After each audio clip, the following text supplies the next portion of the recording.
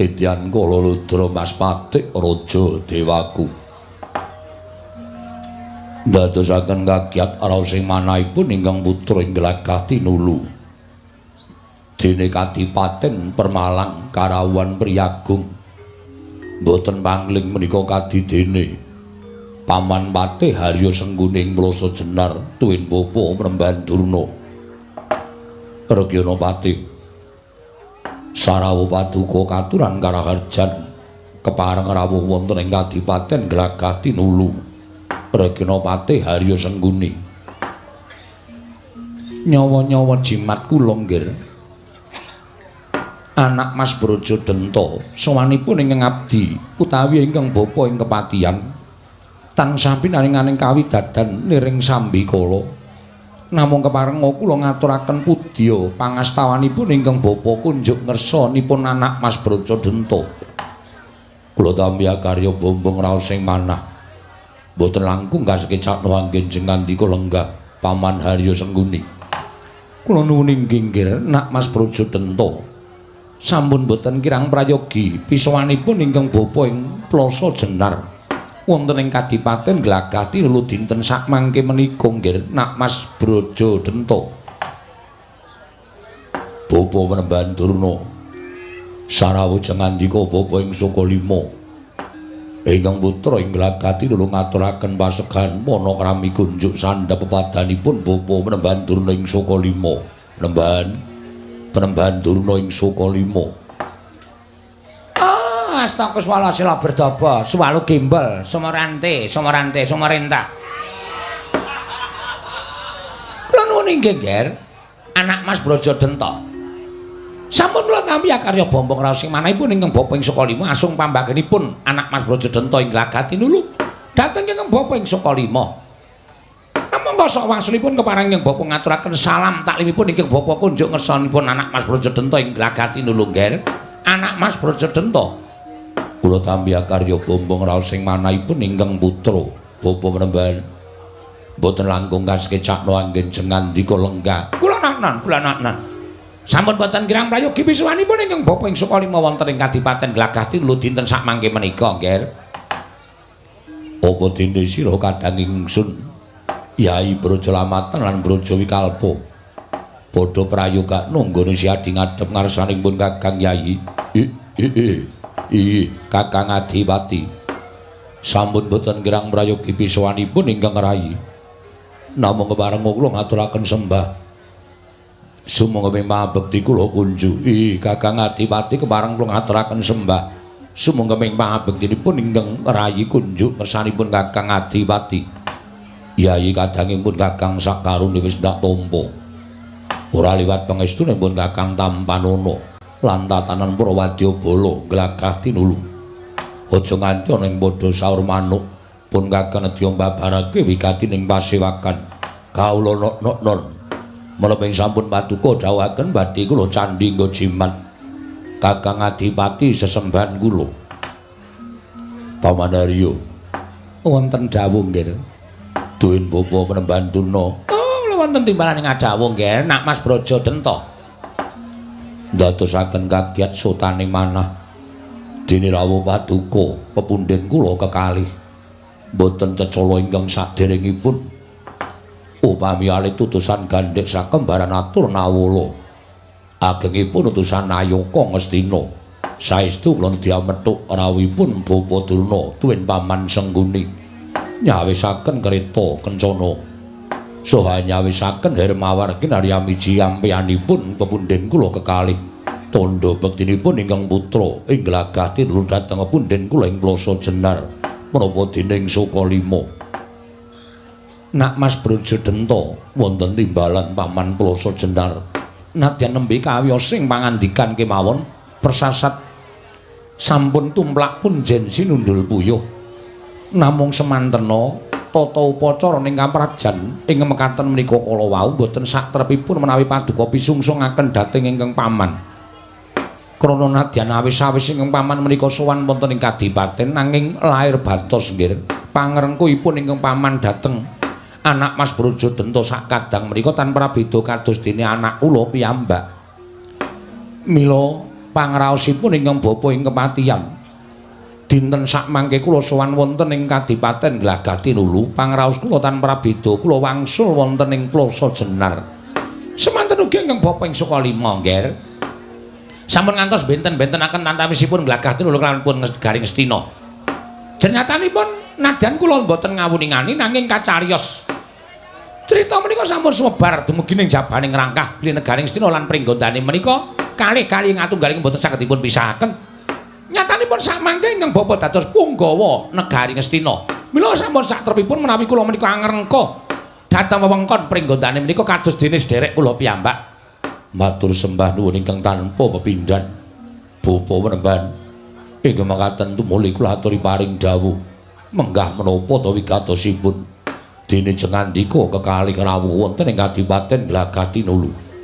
Menawi kepareng kawedharing kathah tumunten kababarna nanging menawi wadi tumraping para kadang sentana kula dherekaken manjing salebeting Kadipaten Pepanggihan Caturnetra kelawan ingkang putra pun Glagatinulu inggih pun Brajadenta. Matur sembah nuwun nggih. Ingkang sepisan samanipun ing bapa menika netepi dhateng darmanipun tiyang sepuh. Kula menika rumaos namun dipun sepuhaken dening para anak-anak kula ing kemapan wonten ing Glagatinulu. Mila sampun satrepipun menawi kula menika tuwi dhateng Karaharjan tuwin juwananing anak putu kula ing sami mapan wonten ing Glagatinulu. Matur sembah nuwun ingkang tanpa pepindhan. Dene dungkap angka kalih. Sawanipun ingkang bapa menika namung badhe nyatakaken dhateng pekabaran ing sampun bineta mbok bakul sinambi para pawarta binanduking Karna. Jagat menika kantos keberbeken dhateng ngumandhang ing pekabaran menika kala wau. Tumuli ingkang bapa sowan dhateng ing Glagatinulu namung badhe nyocokaken dhateng kabar menika kala wau menapa kancen kepara saestu menapa namung kandhek wonten ing pekabaran. Kabar ingkang mekados pundi Bapa Penemban? Menapa saestu mboten dangu malih pajar wulan ngajeng menika? Negari Pringgondani badhe pikantuk Nalendra enggal. Inggih menika badhe misuda Nalendra enggal. Inggih menika putu kula pun Gatotkaca. Anggenipun badhe dipun misuda wonten negari ing Pringgondani. Nggih. Kabar ngaten menika kala wau menapa kepara saestu menapa namung kandhawon pekabaran. Ingkang bapa ing Sukalima cemadhong dawuh pangandikanipun Mas Brajadenta ing Glagatinulu nggih. Anjrah ingkang besita rum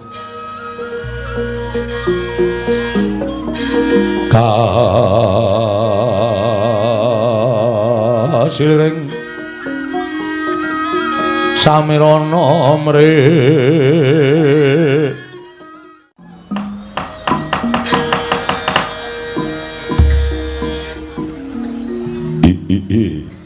jagat dewa Bathara. Penemban menapa ing sampun paduka dawuhaken sampun kula tampi. Tumuli kula nedya munjuk atur ngersanipun Bapa Penembaning Sukalima. Kula antu-antu nggih, kula antu-antu sabdanipun anak Mas Brajadenta ing Glagatinulu. Apan kepara saestu. Bilih Kakang Mbok Ayu Arimbi badhe njenengaken anak kula ing pringgondanipun Gatotkaca. Lenggah dampar tilaranipun sawarga Kanjeng Rama. Dados pawarta ingkang sumebar menika kala wau kepara saestu. Dados menapa ingkang sampun dipun midhangetaken dening para kawula menika kepara saestu mekaten. Inggih mekaten Bapa Penemban. Nuwun sewu. Sampun kinten kula menika tiyang sepuh ingkang badhe tumut-tumut perkawisipun kula warga. Jernyatanipun estunipun menika perkawis kula warga lan tiyang Jawi boten kenging cawe-cawe perkawis menika. Namung kula menika jejeripun tiyang sepuh namung ngleresaken dhateng lajer tata kaprajan ingkang sampun kelampah. Paman Harya badhe dawuh menapa? Kanthi dasar menapa? Anak Mas Brajadenta tumuli maringaken utawi ngiklasaken negari Pringgondani ing gandhenipun Gatotkaca. Dasaripun kula menika gumelar wonten ing jagat mboten milik dhateng bondo donya. Milah kula menika mboten badhe blereng kalian derajat pangkat. Paman Harya, tiyang gesang wonten ing alam padang menika mboten kabondo dening bondo donya, tuwin mboten kabondo dening derajat pangkat tumrap kula gesangipun langkung merdika.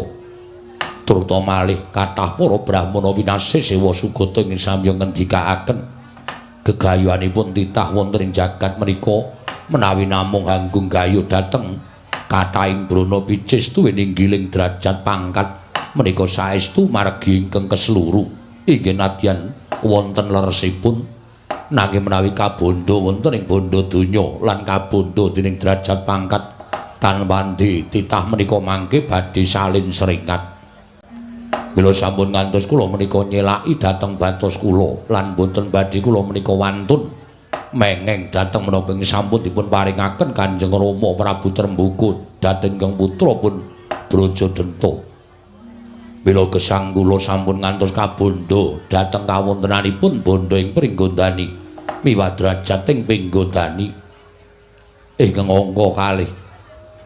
Krana nalika sedanipun Kakang Prabu Arimba kula sampun kebajut sumpah dhateng Kakang Mbok Ayu Arimbi boten badhe ngucik keprabaning Pringgondani mangsa borong Purbawasisa sakwetahipun kula paringaken kula caosaken dhateng Kakang Mbok Ayu Arimbi mekaten paman penggah menapa ing dados dasaripun kula boten milik keprabaning Pringgondani ladal.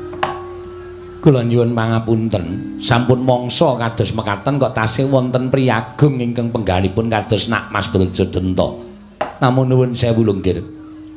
Kula menika mboten badhe nglincipi carang papak menika babar pisan mboten. Menawi babakan perkawis punapa ing sampun paduka ngendikaken menika cocok kula ugi mathuk. Namung wonten bab-bab ingkang semunipun radi mengeng saking lajering tata kaprajan.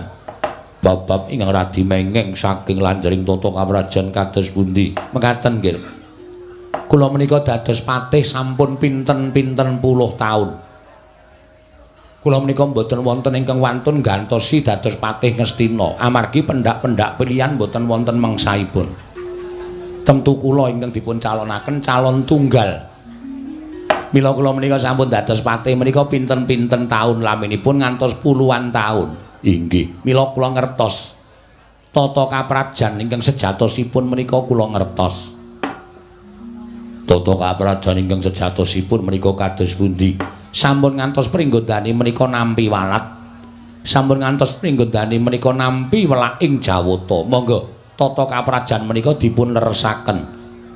Liripun dipun leresaken putra ingkang mijil pawestri menika boten nggadhahi hak warisan tumrapipun negari ing Pringgondani. Monggo kula nuwun sewu. Ingkang Mbakyu menika putra ingkang mijil pawestri. Mongko Gatotkaca menika anak utawi wayah Prabu Tremboko ingkang mijil saking Dewi Arimbi. Tegesipun Gatotkaca menika ugi boten nggadhahi hak tumraping negari ing Pringgondani. Menawi ngantos Dewi Arimbi ingkang Mbakyu menika mangke lanyo-lanyo cumalana njenengaken Gatotkaca kula kuwatos menawi wonten welaking Jawata ingkang ngraosaken boten namung kula warga ing Pringgondani nanging klebet kawula ing Pringgondani nderek ngraosaken dhateng welaking Jawata ingkang dumawak wonten ing Projeng Pringgondani nggih. Menika leres nggih, menika leres. Menapa dipun ngendikaken Adipati Haryo Sengkuni menika leres. Mergi menapa? Tumrap kula nggih leres ing atasipun Dewi Arimbi menika putra ingkang mijil putri utawi wanodya. Lah kok lanyo-lanyo njenengaken Gatotkaca lenggah dampar keprabone Pringgondani menika kula nuwun sewu menika tegesipun nerak pacak nerajang perbatang. Perbatang napa perkibik? Menika gumantung dhateng jengandika Nak Mas Brajadenta nganipun ngartosaken nanging wantun nerak pacak nerajang perbatang. Inggih. Kuwantos ing manah kula menawi kantos wonten walat ingkang tumiba wonten negari Pringgondani. Tur temale kula nuwun sewu lho nggih. Saksedanipun Prabu Arimba ingkang Raka menika kula nuwun sewu kacariyos dereng kagungan putra. Ingkang mesinipun gumanti keprabon menika inggih kadang ingkang tinemu sepuh. Inggih menika Nak Mas Brajadenta. Kula nuwun sewu nggih. Negari Pringgondani menika negari ingkang wiyar. Negari ingkang wiyar ngantos bebasan irib-iriban dingopi liya kaliyan negari Ngastina. Nanging sabab menapa negari ingkang wiyar ingkang sugihipun kados mekaten derajat pangkat kados mekaten inggilipun teka paduka masrahaken dhateng pun Gatotkaca menika nuwun sewu menawi panjenengan menika mboten kepengin mukti ning ya mbok ya napake anak putune Adipati Brajadenta. Menawi samangke jenengan menika kagungan putra, menawi panjenengan kagung dados Nalendra wonten negari Pringgondani, tumuli samangke menawi sampun lengser keprabone Pringgondani ingkang dados Nalendra putra panjenengan. Menika tegesipun panjenengan menika napake anak putu. Inggih. Ora kok Gatotkaca sing dadi turune wong wedok kok jakah-jakah. Lungguk dampar sila tumpang kendangan jengkul. Tatu. ora usah dipraktekke. Ngoten. Ngoten lho. Panjenengan kudune menggalih. Ya bener wong urip nang padang menika ora koyak bondo, ora mrek derajat. Nuwun sewu ning rak 1001 wong sing duwe penggalian kados mekaten menika klebet penggalian Naas Brajadenta. Panjenengan ora koyak bondo, ora koyak derajat pangkat. Ning nuwun sewu kula aturi menggalih dateng tedak turas panjenengan.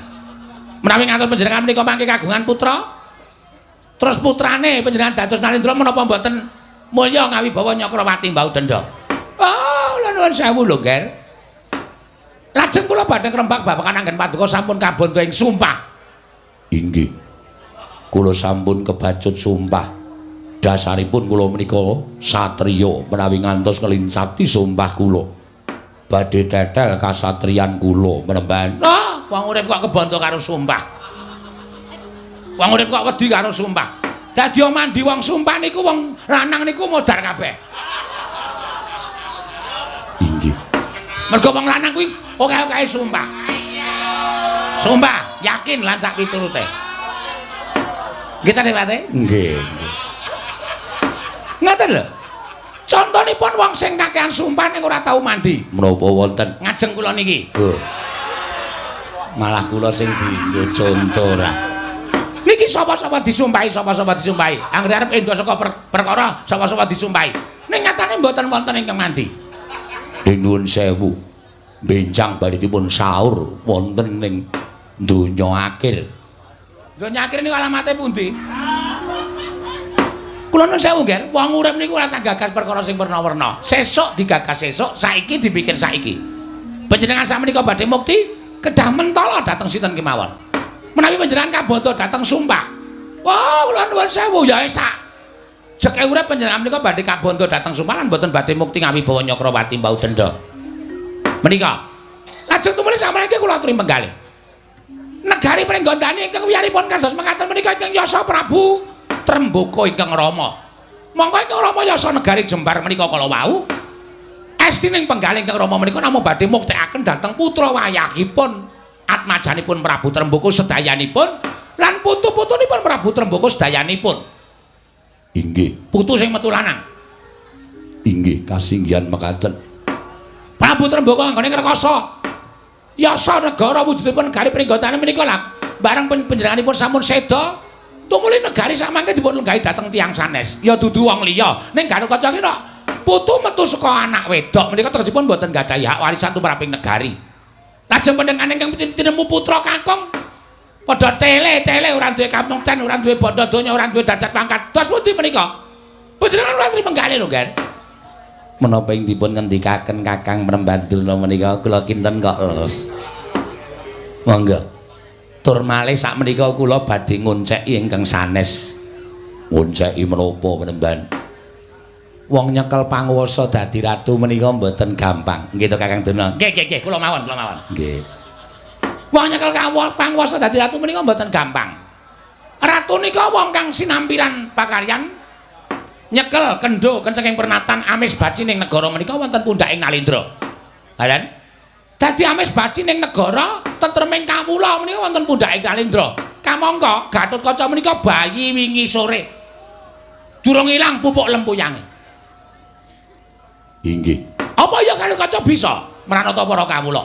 Apa ya Gatotkaca bisa mangku para kawula nuruti kekarepaning para kawula? Nek tumpangsa anggenipun ngasta bawa pemerintahan negari Pringgondani, wah negari Pringgondani menika mboten badhe kuncara Anjayang Bawana, ning malah bosah-base.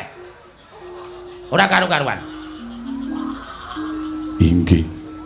Kawulane padha kekurangan sandang pangan, mergo ratune ora iso ngayomi marang para kawulane. Kawulane padha gedungsang-dungsang uripe. Mergo kawulane ratune ora iso nuruti karo kawulane. Langkung-langkung menawi jumenengipun Gatotkaca menika mboten ditampa dening panguwasaning Gusti. Gusti badhe ndawahaken melaing Jawata dhateng negari Pringgondani. Pringgondani lajeng dados papan ingkang rengka ingkang mboten saged ketukulan sandang pangan. Kawulane do bingung, bilulungan golek papan penguripan. Menika kula aturi menggalih. Panjenengan kenging pitados kenging mboten. Ning kula menika sampun tuwa, kula menika sampun sepuh. Kula wis nyumurupi wong dadi Nalendra menika pinten-pinten kali. Pinten-pinten kali niku maksudnya beberapa kali ngoten lho.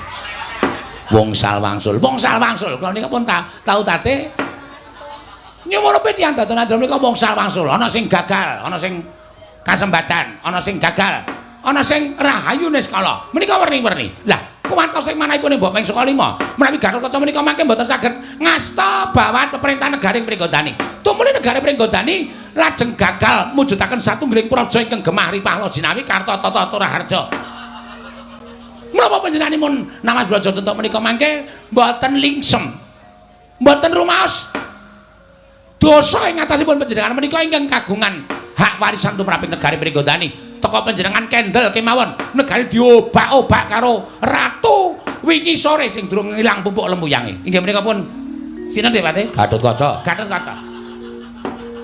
omong kok nganti lali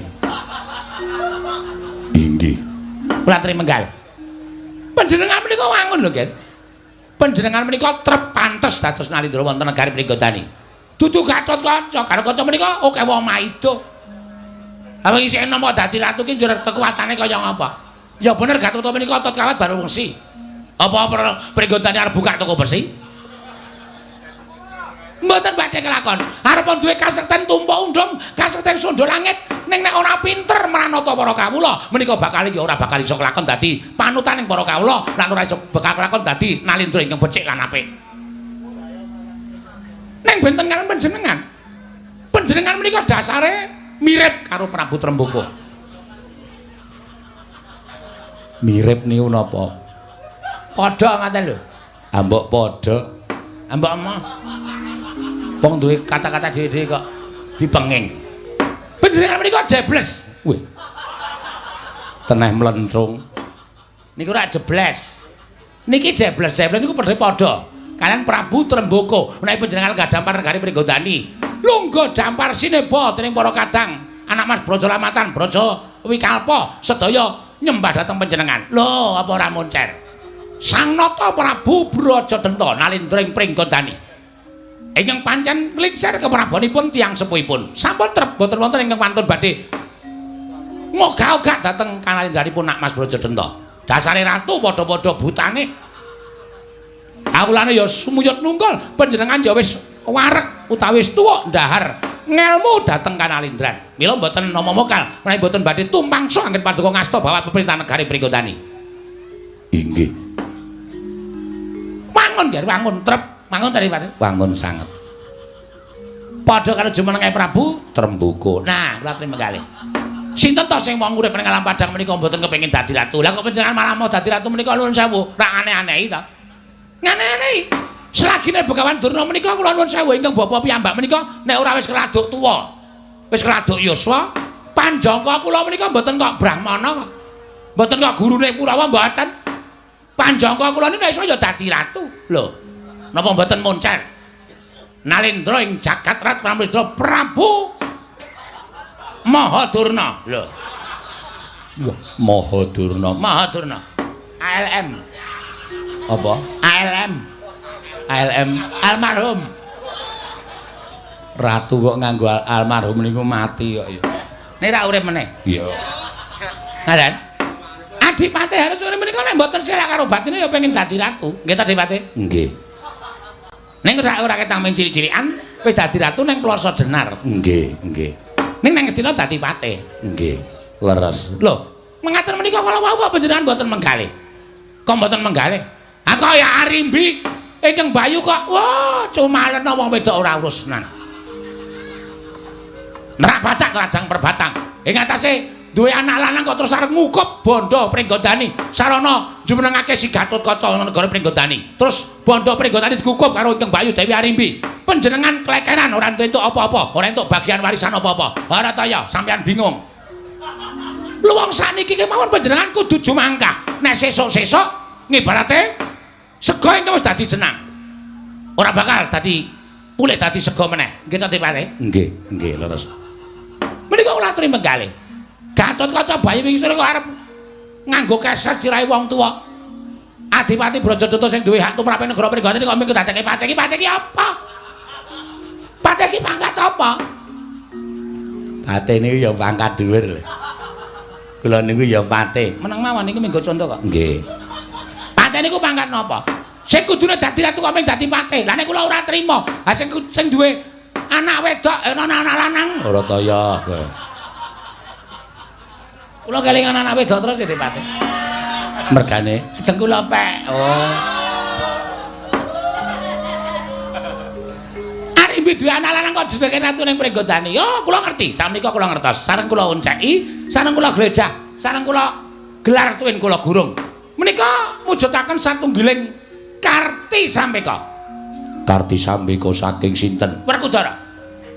Werkudara menika duwe niat sing elek. Werkudara duwe niat sing elek nggunakake bojone si Arimbi. Mbok menawa Werkudara dawuh karo Arimbi, Arimbi anakmu dadekno ratu ning Pringgodani, men Pringgodani dadi siji karo negara Ngamarta. Men Ngamarta saya sentosa, Ngamarta saya kuat, Ngamarta saya Hanjayeng Bawana yen dadi siji karo negara Pringgodani. Lho, menika ya isa uga. Nggih ta, Depate? Saged ugi. Niku pancen Karti sampekaning Werkudara utamane Pandhawa anggenipun badhe mblengket negara ing Pringgodani didadekake siji kaliyan negari Ngamarta. Lah niki wonten mriki niki kudu diati-ati. Ora mung sak kepenake dhewe. Panjenengan kedah naliti nglangkung permati nak Mas Brodjodenta. Lah menika, mesti menika jelas. Mesti Pandhawa sing tumindak ora apik. Ming bakal gunakake si Arimbi kanggo mblengket negara Pringgodani. Tumuli Arimbi ngendikani Garukaca dadekke ratu. Nek Garukaca dadi ratu ning Pringgodani, menika tartemtu Garukaca dados rehanipun negari Ngamarta. Mergi Garukaca menika anakipun Werkudara. Garukaca tentu manut karo Werkudara. Garukaca gandeng wis dadi ratu ning negara Pringgodani. Pringgodani dadekke siji karo negara Ngamarta. Aja dipisah-pisah. Kowe tetep dadi satriya. Lho, sapa sing arep elekke? Sapa sing arep elekke? Panjenengan midhangan namung geton tok. Namung geton tok, mboten saged tumindak menapa-menapa. Lah, menawi badhe tumindak nggih samenika nggih. Kedadipun tumindak nggih ta, nggih, Kakang Prembantuno. Jaja muntap lir kinetap duka yayasinipe. Netra kocak ngundarandir.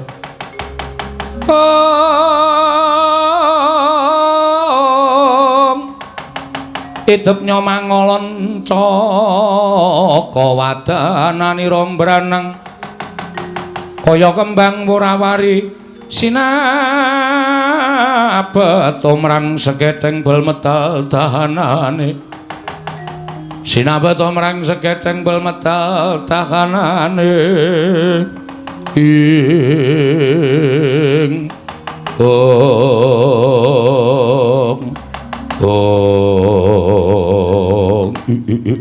latala bojleng iblis anak padha jek-jekan Bapak Premban wonten dawuh ger sareng kula manah-manah jebul menapa indipun paduka ngendikaken menika kepara saestu kados pundi menawi kula boten dados narendra wonten negaring Pringgondani tanwandi nenggari badinipun kukup dening Gatotkaca. Monggo menika negari tilaranipun tiyang sepuh kula Kanjeng Rama sawarga Prabu Trembuku. Pira dinten samangke kadiginugah manahipun ingkang putra pun Brajadenta. Lepat menawi kula ngaturaken negari dhateng Kakang Mbok Ayu Arimbi mila dinten samangke sareng kula midhanget pangendhikanipun Bapak Penemban Durna.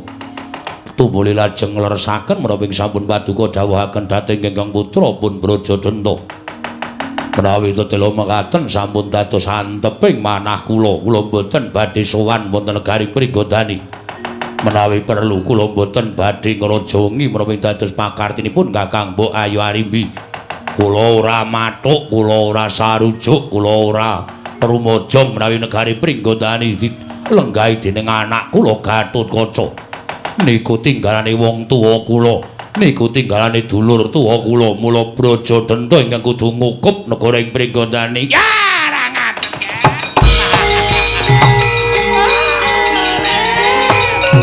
Mekaten ya.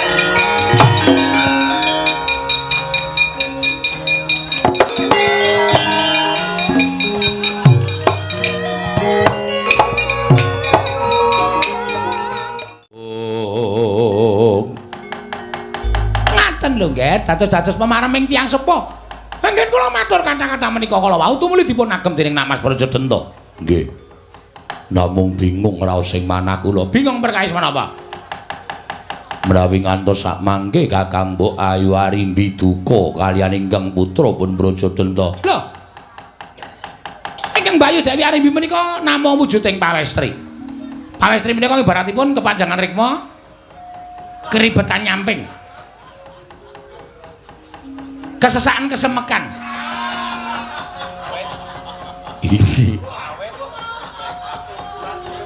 Bila kegiatanipun Piyai Putri menika mboten sami kalian Piyai Kakung. Inggih. Nek Bayu ora trima, nek Bayu mboten trima, dipun jangkah kemawon. Inggih. Nek pancen panjenengan pun awas Brajadenta menika waya mangsa Dewi Arimbi. Kula triwadul ingkang Bapak ing Sokalima. Kula tuwa-tuwane nek dimungsuhke Arimbi ya lah, nggih ta Dipate? Nggih. Sampeyan iku nek mungsuhe wong wedok kok niate ora jamak-jamak. Lho. Nggih. Menawi ngantos para Pandhawa mboten trima, Rawe-rawe rantas. Malang-malang putung. ning Pandhawa niku ya ora iso dianggep enteng lho Kakang Tuna. Sing nganggep abot sapa? Kula tak takon. Panjenengan prisa piyambak? Pandhawa nika murid kula. Janaka Werkudara sing dadi saka guruning Pandhawa niku murid Begawan Dana. Napa sing didhawuhke Begawan Dana? Werkudara Janaka mesti bakal manut. Nek Werkudara ora trima, anake ora sida dadi ratune Pringgondani. Werkudara nesu. Tekan mriki kula getak. Ayo, ngoten mesti Werkudara terus bali nglenthung ora wani. Oh, nggih. Janaka nesu. Janaka saya meneh ora bakal wani kali kula. Nggih. Niku lho nggih Kakang Prembanduna sampun kepareng badhe ambetengi jengandika Nak Mas Brajadenta. Sampun ngantos kandhek wonten ing pangucap nang kababaro dados pakarti. Estu nggih, estu. Malah mboten namung kula tok ning Sendaya para sata Kurawa sampun kula ketapaken.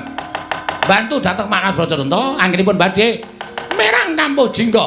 Anggenipun badhe ambrontak dateng negari ing Pringgondani supados samangke Garukata sampun ngantos kelampan dados nalindra wonten negari Pringgondani. Inggih ngestaken dawuh Bapa Penemban.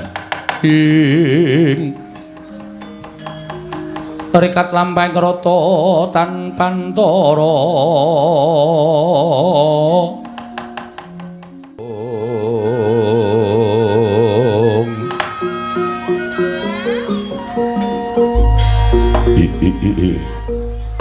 Ora pangling gawe kaget Brajamusti ingkang sowan ana ing Kadipaten Glagah Tinulu. Iya Kakang aku ingkang abiyan lara. Aku ngaturake sembahku katur ya Kakang, ya tak tampa adiku cah bagus. Ora liwat pangestunipun Kakang Tampanana, tak gegem dadekake jimat kala bendana Padhararja sapraptamu. Kaya Kakang Brajadenta. Jadi sambil kala aku bareng ngaturake sembahku wing Kakang buktiku kathil ya Kakang. Iya. Pangestunipun Kakang Tampanana. Tak gegem dadekake jimat paripe. Apa ming karo kakangmu Brajamusti Pancen keparayata. Pikaro Kakang Brajamusti prayoga nunggonmu ngadhep kaya wis ora kurang prayoga Kakang. Brajamusti. Apa Kakang? Sumengko pengawak Bodrandha Marsasi. Gita anawung wigati. Ana wigati apa dene kowe sowan ana ing Kadipaten Yayi? Sepisan ngaturake sembah bektiku kunjuk angka 2. Nggonku sowan nersaning Kakang Brajadenta iki sayekti diutus dening Kakang Mbok Ayu Arimbi. Diutus dening Mbak Yu Arimbi. Ya. Dadi wruhanamu ya Kakang. Yen to kabeh para nalindra para satriya Brahmana ingkang wis padha nampa layang ulem saka Kakang Mbok Ayu Arimbi wis padha rawuh ana ing negara ing Pringgondani malah wis padha pasang pesanggrahan.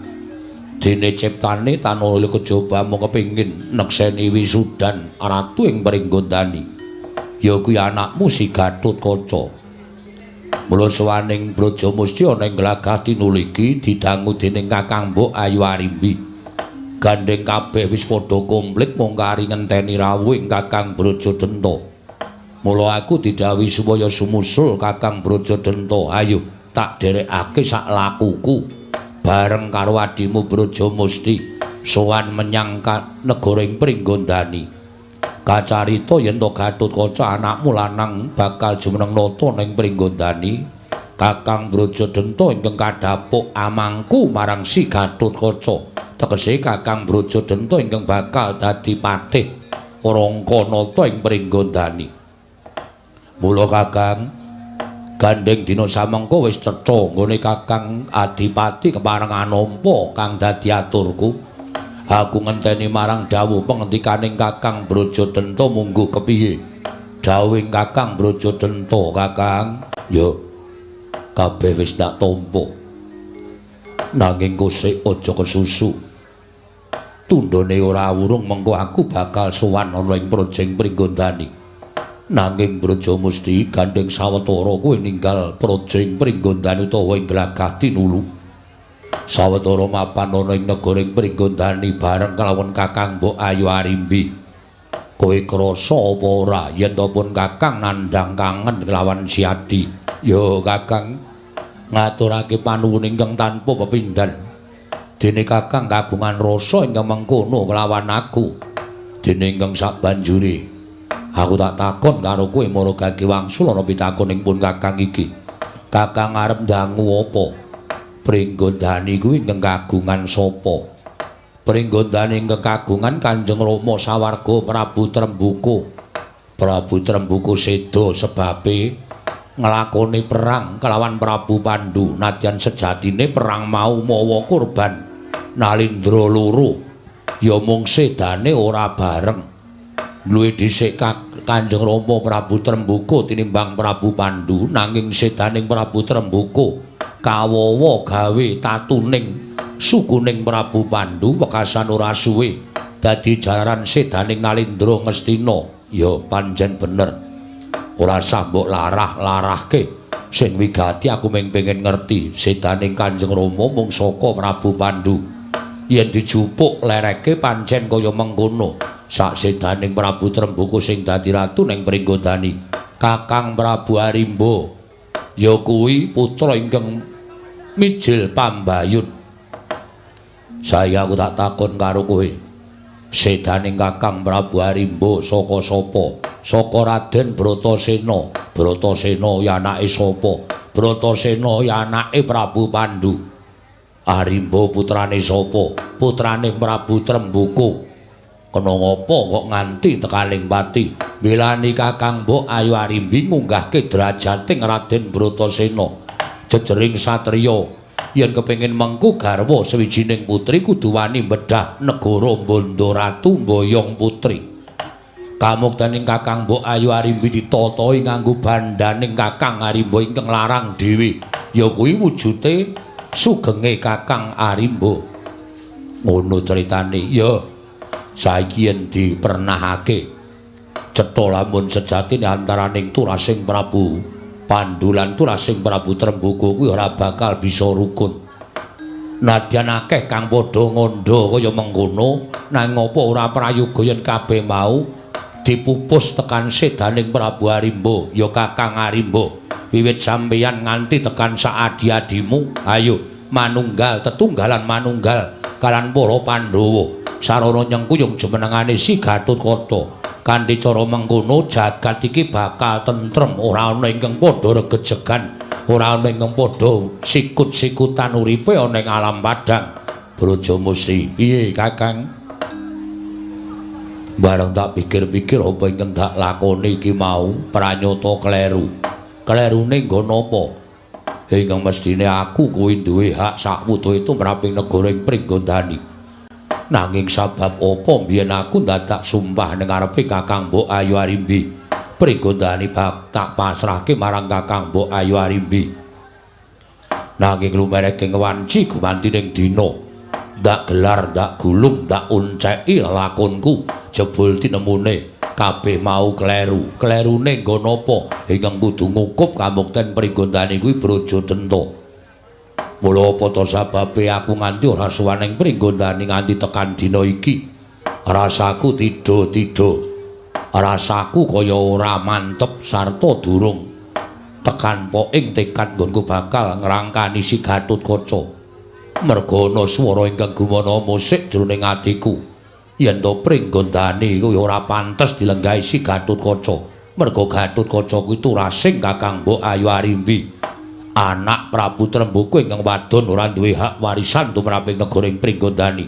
Ing angka sabanjure apa ingkang dumadyan ing Pringgondani kuwi bisa uga dadi akal ukiling para Pandhawa nggone bakal nguwasani projeng Pringgondani. Luwe-luwe Kakang Bratasena ya Kakang Werkudara ingkang jumenengake anake lanang ana ing negara Pringgondani supaya Pringgondani dadi kukupaning para Pandhawa. Kanthi cara mengkono kowe karo aku bakal kelangan praja sak kukupane. Ora coba petungen. Tembungku iki bener apa salah, Brajamusti? Caca muntap ler ketap duka yayasinipe. Netra kocak ngundara andir. Idepnya mangolon coko wadanani rombaranang.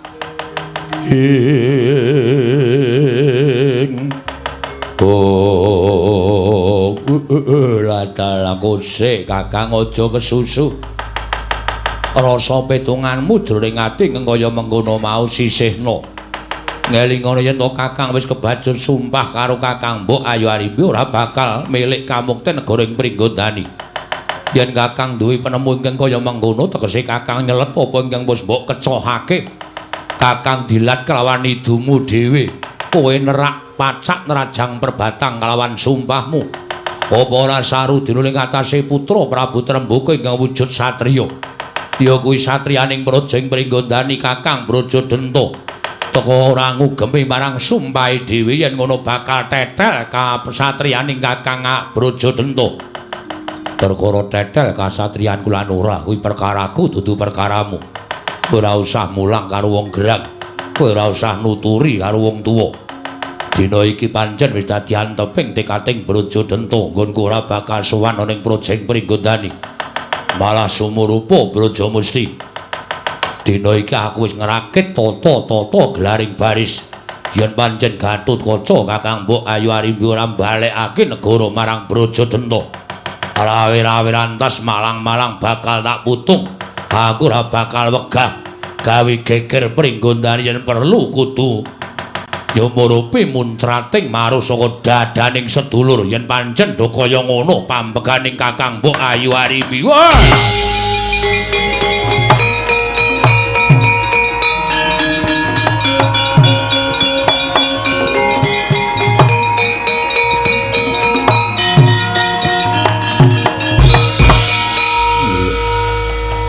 Lah kok dadi kaya ngono Kakang ora dalah. Mula suwe nggone ngrantu Kakang Mbok Ayu Arimbi marang sowaning Kakang Brajadenta tinemono dina iki wis ketok. Wis katon. Apa to kang dadi legetaning penggaling Kakang Brajadenta nggone milik marang negara ing Pringgondani. Ning tak suwun Kakang mumpung isih padhang rembulan isih jembar kalangane. Kowe tak elingke aja nganti Kakang kebanjur duwe pambegan sing kaya mengkono. Mundhak ora prayoga kedadeane kaya ngapa susahing Kanjeng Rama Prabu Tremboko yen to nyumurupi atmajane minglar saka garising bebener kowe menggot dalan saka pakarti sing apik pakarti sing becik. Aja ya Kakang aja.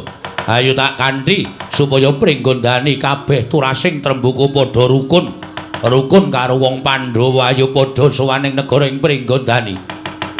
Kowe nekseni jumenengane si Gatotkaca. Ora sudi aku nyekseni jumenengane si Gatotkaca. Malah bocah wingi sore kae kon mudhun saka ndampar. Ora gelem mudhun saka ndampar aku ing bakal ngudhunake Gatotkaca. Lho kok ngono rasah kakean gunung sing tanpa guna. Dalan loro sing kudu ambah. Dalan loro piye? Kowe melu aku apa melu Kakang Mbok Ayu Arimbi? Yen aku melu Kakang tak jak mukti ngawibawa nglenggahi negara ing Pringgondani. Nadyan kudu nyabrang banjir perang kalawan Kakang Mbok Ayu Arimbi kudu ditekati. Yen aku melu Kakang Mbok Ayu Arimbi aja nganti ngregeti Jlambrah Kadipaten Glagah Tinulu. Ora sudi nyawang dedapuramu. Ayo kowe minggato saka papan kene. Kowe minggato. Kono kowe sungkem karo Mbak Yu Marimbi kono ora usah dadak ning Glagah Tinulu njaluk pamit Kakang. Wah.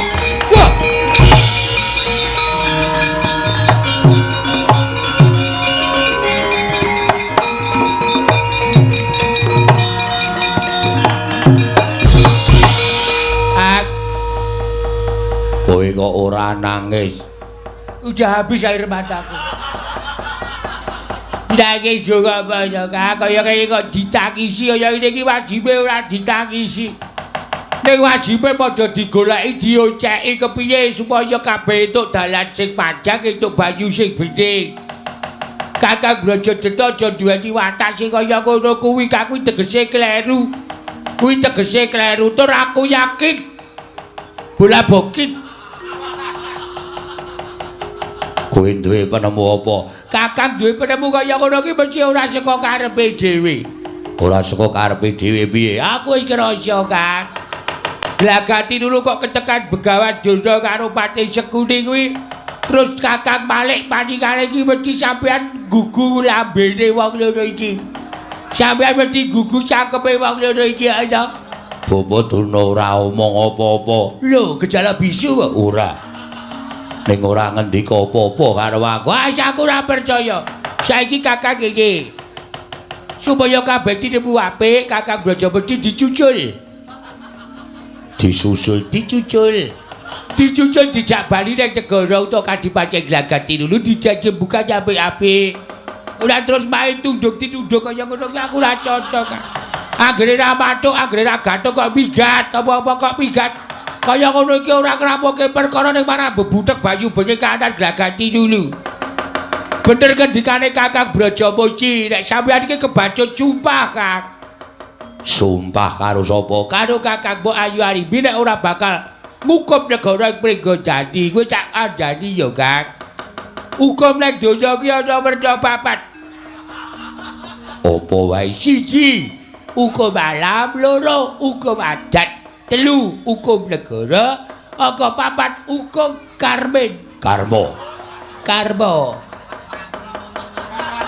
Hukum 3 kuwi iso diwakilake nek hukum karma ki ora iso diwakilake kaya to sampeyan nglicati sumpah sampeyan iki bakal nemu hukum karma. Ayo. Nek ora sampeyan sing nglakoni anak putu sampeyan kuwi yakin. Mula sampeyan nek ganti nglicati sumpah sampeyan mengke sampeyan kena hukum karma. Sampeyan nek ora iso nyaur napa sing maklakoni tekan alam padang tekan alam donya duwe utang mergo nglicati sumpah sampeyan. Sesuk sampeyan nek ora ana ditutup lawange swarga, dalan sampeyan petek. Ora diuripke listrike. Apa ora kerkasa? Kula trime gale, Kang. Ora kaya ngono ora duwe brojo-jejo, duwe kekuatan. Gacut kocok diakah-jakah lungguh tumpak sila. Apa ku jenenge? Lungguh tumpak sila tumpak kejangan jekul. Ora cok kaya ngono kuwi to, Kang. Ora becik kedadeane. Wong kuwi ora kepanjang sing apik-apik wae. Gacut kocok wis dadi ratu ya wis. Lho, sampeyan ra didadekke patih. Patih iki ya derajat pangkat lho. Lho niki lho contone. Iki parep patih ning sugihe ngungkuri ratu. Mergo gaweane mangan bondo negara iki menungsane. Kowe pengen dadi patih sing sugih kaya ngene iki ya iso, Kang, ya iso. Waton ra wedi dosa. Ini lho. Kak. Ngopo? Malah turu. Mendelik mripate diandani ngene gawe ora. Aku ora turu ning aku gagas omonganmu. Ya, nek iki iso gagas ki isih iso dieleke. Ah, Ger. Sampun ngantos kados mengaten lho, Ger. Wong niku ampun blendra-blendre kaya banyu tumumpang godhong sente. Nek wani aja wedi-wedi, nek wedi aja wani-wani. Ora sang ngrungokke. Ocaing manuk ingkang mboten wonten ginanipun. Dipun anggep kemawon ingkang rayi menika wujudipun kongkang ingkang munya ing tekeleng. Sampun ngantos dipun gatosaken. Menawi panjenengan mencra-mencre kala wau sampun badhe tumindak lan samiki midhanget aturipun ing rayipun kala Bendana tumuli badhe mengeng ingkang dados gegayuhan panjenengan. Oh, wis ora ana gunane kula sowan wonten Kadipaten Glagatinulu. Ya, wong wis baka dhewe to, Kang. Kakak ki cuk bujukane Begawan Duna. Bawa Duna ora mbujuki aku ning goleke dalan Kamukten. Kamukten kenca ning aja ngesuk-esuk karo kamengtene wong liya. Ayo, golek bukti kena, golek dhuwit kena, golek derajat kena. Golek dhuwit kena ning ora gandul kancane kaya ngono kuwi. Golek subscribe kena. Gayane ra ngrungokke gayane. Ayo, nek ora kesuk-suk karo sedulure. Golek subscribe kena ning ora gandul kancane sampe ae dhewe. Bayar ya ora.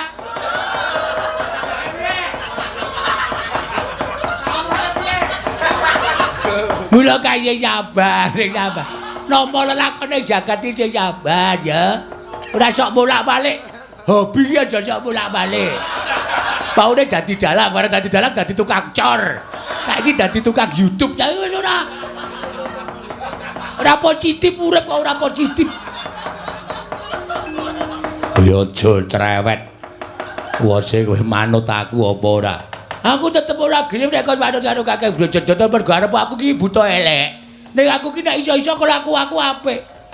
Arep aku buta ragaku sarwa rusak omonganku lan cetha kaya kene iki nek iso-iso bakal tiku apik. Mergo sing diitung karo sing gawe ulup iku ora perkara eleke raga, ora perkara cualane sing apik utawa cualane sing elek. Nek kelakuan. Arep bagus, arep glelek, arep cuge, arep jagat iki persasat tanpa timbang. Nek kelakuane elek, sesuk nang kono ya dadi bosok-bosok ing neraka.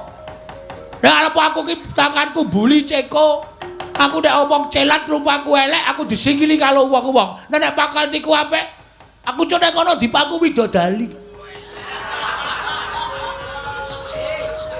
Sing mangku ki ya sapa? Wong kok gegeden remangsa. Kowe lha cerewet tapuk kiwa tengen kowe. Ki dudu masalahmu ki. Ngono lho, Kak, aku pengen elek karo kowe. Ora usah dadak kowe mejang karo wong tuwa. Kowe saiki mingkari manut dalan loro. Plodelon. Ora. Dalan loro piye? Dalan loro piye, Kak? Ora kaya. Dalan loro kowe melu aku apa melu kakangmu Brajamusti? Aku melu Kakang Brajamusti. Wis tak tok. Aku njaluk capak dukuh. Tetep aku melu Kakang Brajamusti. Yen kowe melu kakangmu Brajamusti kowe ya kudu lunga saka kene. Baik. Baiklah. Ora masalah, ora masalah. Aku nek mekon lunga, aku nek kon trawung karo wong sing kataya kala budine canjole aku gak. Aku nek kon trawung arep iki cedulurku dhewe. Nek pakantine elek, pakantine caki colek dramaan gak, wis gak capok gak wis. Gak pokoke gak. Yen pancen ora gelem kowe kudu lunga saka glagane ceke-cake ya, Kang. Nek ana udu-uduane sampean tanggung. Ana tetep buka sapa sing nandurala wayune bakal cena. Sapa sing nandur kabecikan mesti ya bakal ketitik. Nek wohe kuwi woh sing ala, kuwi wohe bakale ora bakal migunani ning tukule bakale bosok. Nek winihe iki wine sing apik sing becik bakale diudhuh mulakapi ana ing uripe besok. Sekecake ka nek Kakang Rangga dikandhani mak sekecake lega aku tak bali nututi Kakang Brajamusti wae, Kang.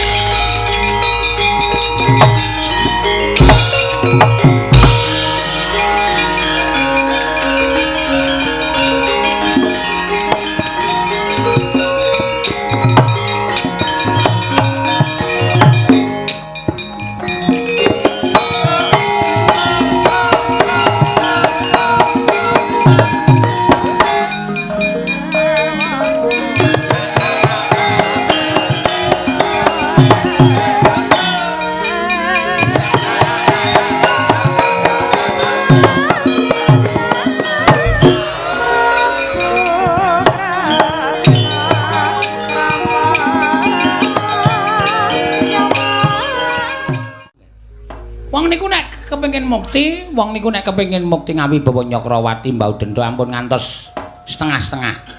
Ampun ngantos ketanggungan. Kudu ditekati. Nggih ta, Dik? Nggih, leres Kakang Duna. Lho ngaten. Wong niku nek ora nganggo tekad, wah wis ora bakal lakon. Mergo tekad niku wae ing karep. Nggih. Sapa-sapa sing arep dadi pepalang singkirke. Sapa-sapa sing arep ngadang dalang singkirke. Niku bakal katekan penjangkane. Arep apa? Niku wujude ngadi kakang sedulur nasana IP pripean. Lek Pakde Siwa. Nek kira-kira mepalangi karo karepe Nak Mas Brojojoto singkirke, singkirke. Nek perlu ditegeli. Ngaten niku badhe kesempatan penjangkanipun. Nek panjenengan menika ragu-ragu, dilekke karo adine terus luluh, dilekke karo kakange terus luluh. Oh, sok kapan arep kesempatan penjangkane. Kudu nekat, kudu nekat. Mangke kula mboten badhe kagungan kadang. Ora duwe kadang ra apa-apa. Sing penting dolop nglumpuk. Menika sampun membahagiakan. Inggih. Ning kok kula kok kuwatir ya Kakang. Kuwatir perkara napa? Sampeyan iku senengane kok gawe kuwatir. Niki mengke nek nganti Braja Musti kali Kala Bendana sowan teng Pringgondani. Nggih. Monggo teng mriku pun wonten Pandhawa. Nggih. Anak-anak komplit. Anak sapa? Anak Pandhawa. Anak Pandhawa. Oh nggih nggih. Ha. Braja Musti teka. Nggih.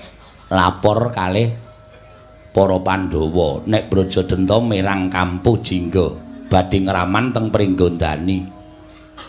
Terus teng mriku enten anak-anak Pandhawa, Kresnayana, Sentyakiyana, Antasena, Antarja, Irawan. Irawan mangkat. Mangkat.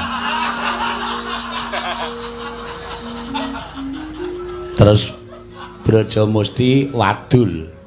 Brajadenta arep mirang Kampuh Jingga, mongko teng mriku wonten Durna karo Sengkuni.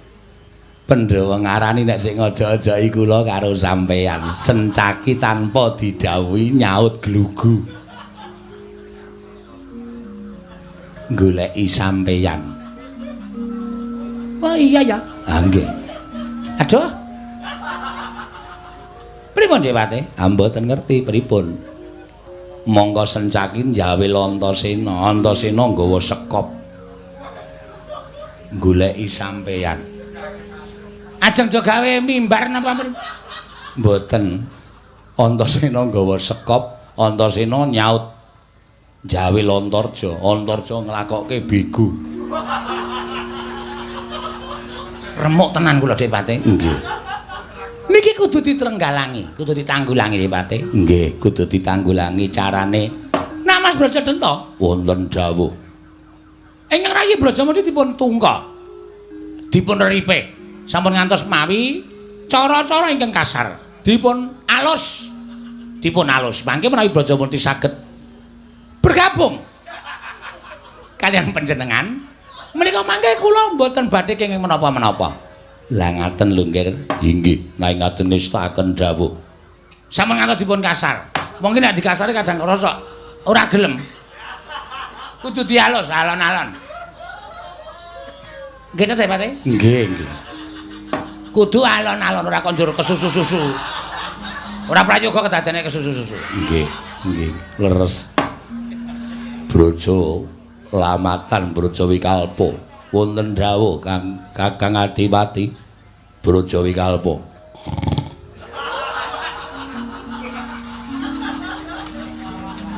Dia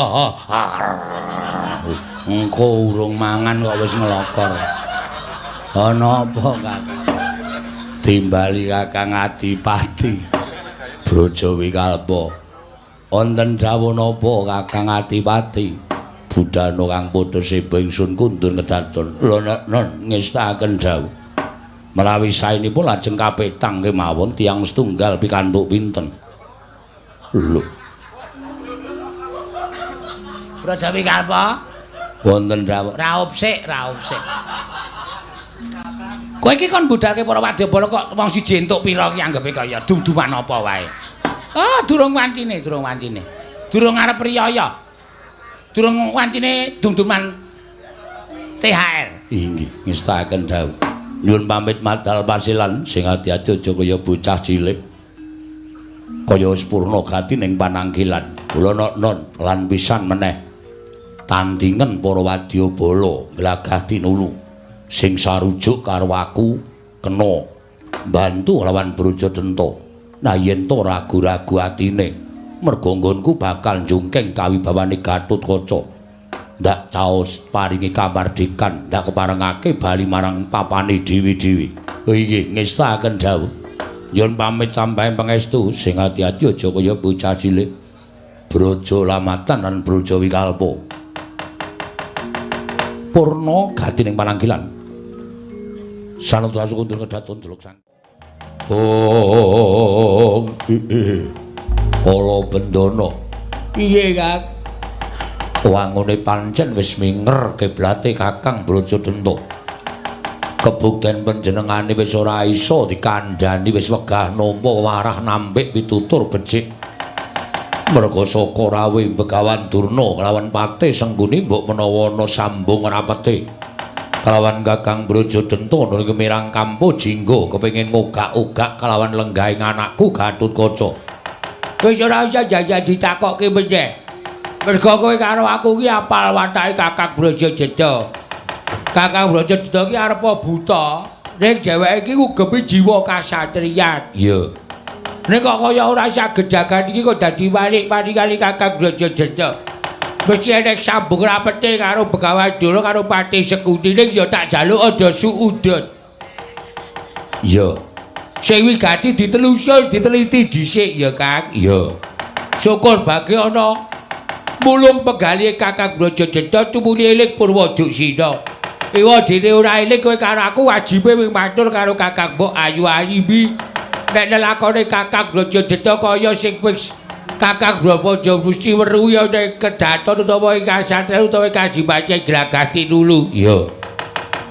Aja duwe rasa sekit ya, Kang. Tak jaluk aja duwe rasa pemungsuhan. Nek Kakang Brajadenta tekan kene mengko kowe dijo sarana apik-apik ya rembugan sing apik-apik sing becik-becik. Iya. Kowe kok nek nganti iki kok dadi cokrah antarane kowe karo Kakang Brajadenta. Wong sing ora seneng, wong sing ora demen karo rukuning para putra Pringgodani mesti do keplok-keplok, mesti do culak-culak. Iya. Ngono wae weliku ya, Kang. Iya, Kala Bendana. Nadyan kowe tinemu enom, nanging kowe bisa mikir kaya wong tuwa. Ah iya wis.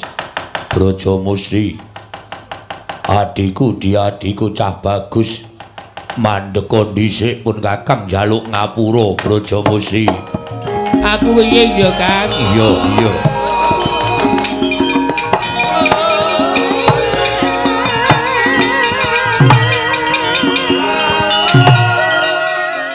Oh, Brajamusti. Kakang Brajadenta, ya. Nungka kalawan lakuku. Monggo sekawit Kakang wis nundung kelawan aku supaya lunga saka kadipaten ing Glagati Nulu. Lah kok dadi Kakang nusul sarta nungka sing dadi lakuku eneng wigati apa, Kang? Ingkang sepisan aku ngaturake sepira geluputaning pun Kakang aku njaluk ngapura ya Yayi. Dene pun Kakang wis tumindak kasar kelawan Siadi, luwih-luwih pun Kakang wani nundung Siadi saka ing Glagati Nulu. Ora dadi apa Kakang pancen mbok menawa nalika ana ing kadipaten Kakang kaprawasa marang Mubal babaling hawa nepsu wekasan supe lawan Purwaduksina. Brajamusti, Kakang Brajadenta piye? Kejaba saka kuwi Yayi. Nggonipun Kakang nungka lawan Siadi Sayekti mung bakal njumbuhake lawan lakone Brajadenta lan Brajamusti.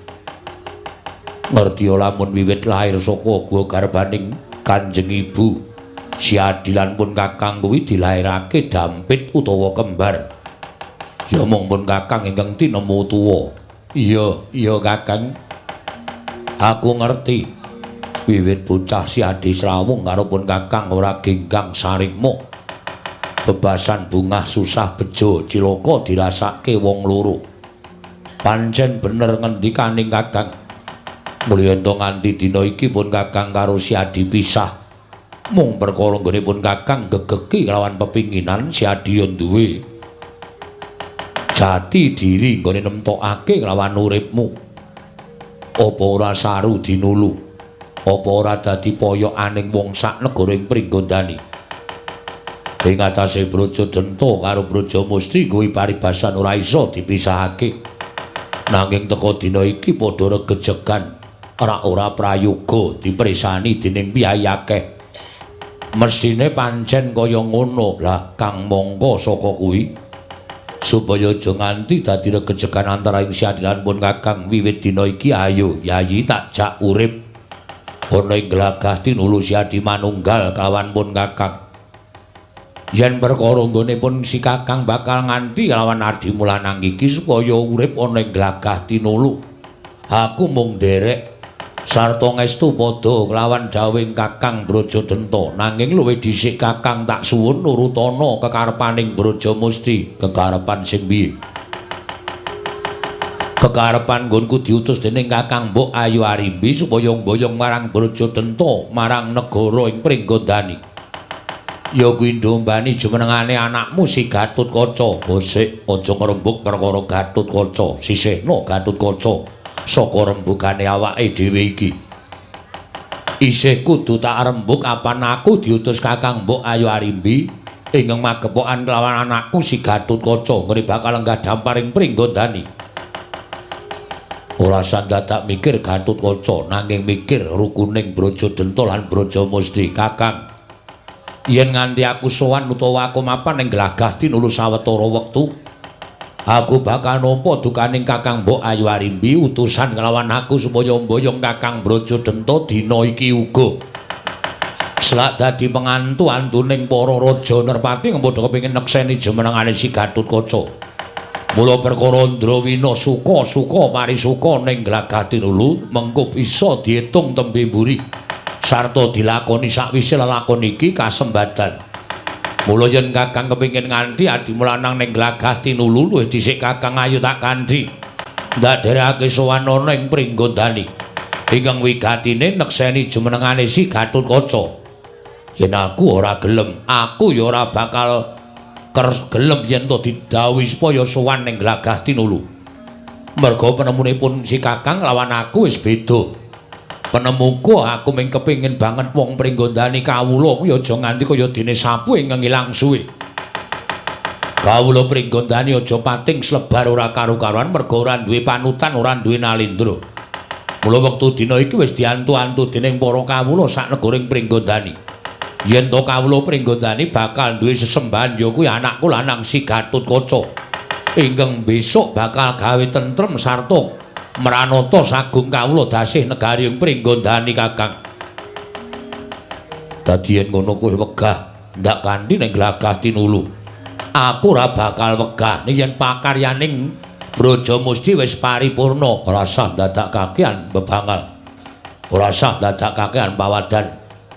Nggonmu nyauri apa kang dadi pandanganing pun Kakang kuwi ming sagu apa ora? Sagu yen perkaraku wis rampung.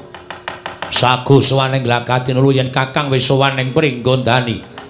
Yen aku ora sowan ing Pringgondani, tegese aku ya ora bakal nyawiji lawan Kakang ana ing glagah tinulu Kakang Brajadenta.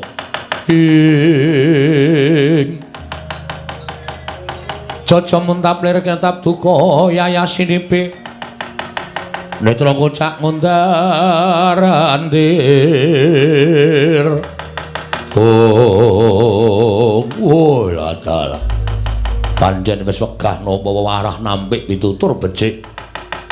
Kowe gegeg apa sing dadi kekarepanmu yen ngono pancen wis ora ana dalan kanggo nyawijekake antaraning Brajadenta lan Brajamusti. Kakang sing gedhe pangapuramu. Malah saka penemuku yen Kakang kersa rawuh nang Pringgondani lelakon niki ora bakal kelakon. Ora sudi aku ora sowan ning Pringgondani. Aku gelem sowan ning Pringgondani lamun Gatotkaca kudu mudhun saka Dampar. Yen Gatotkaca ora mudhun saka Dampar sarta Kakang Mbok Ayu Arimbi ora njugarake jumenengake anake lanang Gatotkaca. Taunana Windanana ora bakal caket ana negoring Pringgondani yen perlu. Selawase urip waton isih cetha pocapanku isih padhang paningalku. Aku bakal dadi wong sing tansah ganggu gawe jumenengane anakku si Gatotkaca Brajamusti.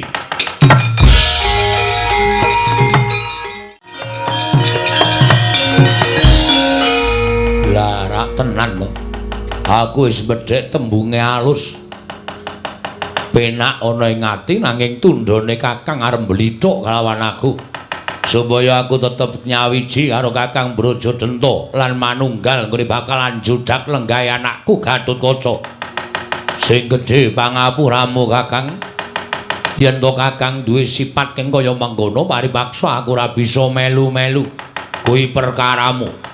Ning aku mung bakal matur karo Kakang Mbok Ayu Arimbi apa ingkang mbok lakoni mau sakwutuhe bakal tak aturake marang Mbak Yuku. Perkara iki mung Mbak Yuku ingkang menang nemtokake. Munggo kepiye mengko Kakang Brajadenta ya ana lapara karo Mbak Yumu kono. Kala saiki kowe baliya. Kowe kandha karo Mbak Yumu kono. Kala Mbak Yumu sing wadon sing wani ngrekasake dulur-dulure enom. Dilatana Tungkaya Arimbi. Taunana Windanana yen pancen Mbak Yuku isih tetep njumenengake si Gatotkaca. Brajadenta ora bakal caket kelawan Mbak Yuku dhewe kuwi Mbak Yu Arimbi. Kakang aja ngendika ngono, rasah elek-elek karo wong gerang.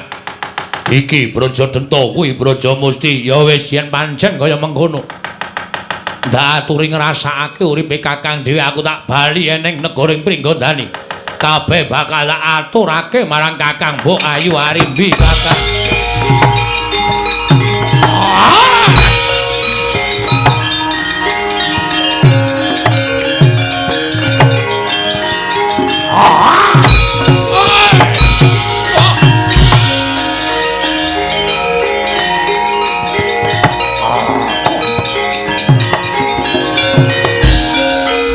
Lah kok dadi kowe nyaut aku mbok larak kaya wong pesakitan. Niatmu piye Kakang Brajadenta? Pancen wis wegah dikandhani. Wis ora ana tabeting sedulur Brajadenta karo Brajamusti. Kowe mati bakal lulus panjang aku. Yen kowe isih urip ora bakal kelakon aku lenggah dampar kepraboning Pringgondani. Woi, salin bubukan iki.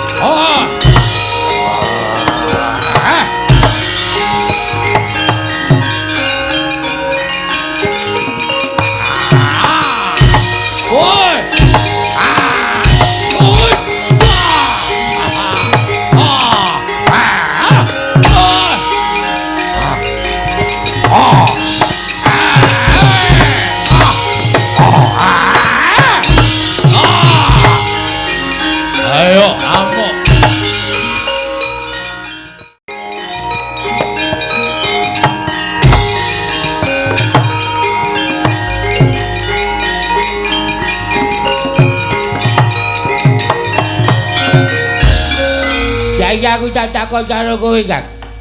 Oleh-oleh apa? Aku tak takon karo sampeyan entuk-entukane apa?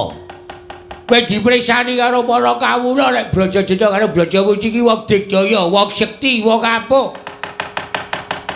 Aku diwarai. Niatku arep bali marang Pringgondani dilarak. Dijambak nganti tiba kulumah. Tuman ora tak waneni Kakang Brajadenta. Benjer. Kakang Brajamusti iki ora bakal wedi karo sapa wae, kae kabeh wis padha weruh. Iya. Ing apa sampeyan ora mikir? Mikir apa? Wong sing ora seneng karo sampeyan karo Kakang Brajadenta, luwih-luwih sing ora seneng rukune para putra Pringgondani. Nek ketira lakon kaya ngene iki do surak-surak, do seneng-seneng, do keblok-keblok. Merga wis kasembatan nyedu turasing Prabu Trembaka. Ning Kakang Brajadenta bebayani tumraping Pringgondani, dudu kewajibanmu. Dudu kewajibanmu, Kang. Sing duwe kewajiban mukum karo Kakang Brajadenta iki Kakang Mbok Ayu Arimbi, merga Pringgondani wis dipasrahke Kakang Mbok Ayu Arimbi. Sapa? Arimbi. Mula sampeyan ora dewedang putusi perkara iki. Iya. Terus aku kudu piye? Bayi.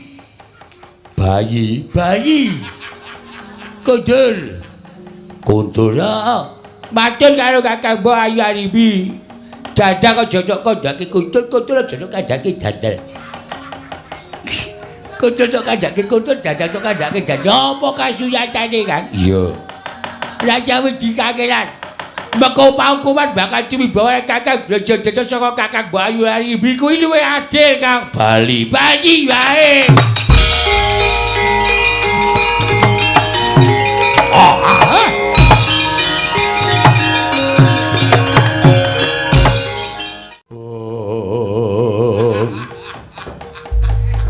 Kok kayane senenge ora jamak-jamak Kakang Duna. Pancen seneng. Niki kelakon penjaga kula. Nggih. Napa sing dadi atur kula sampun Mas Brajadenta pun dilakoni. Nggih. Kadang kula Yai Brajamusti wangkal bapa Mremban. Oh, manyen basa mesti ora kena dikandani tenan. Bocah ora kena dikandani mau dijak apik-apik supaya manunggal ning glagate lho kok emoh lho. Sing digoleki iki apa, Capi? Ha inggih. Inggih. Mangken nyantanipun piyambakipun ndherek kantenan mukti menawi nderek ingkang Bayu nggih pun Bayu Arimbi. Inggih. Ngantos dados perang Pancabakah. Alok Bitutama Bendrawalapati. Inggih. Mbok Satama nika ken meneng sik. Durung wancine guyu kok wis guyu. Satama nembe bunga Dipati. Oh. Nggih.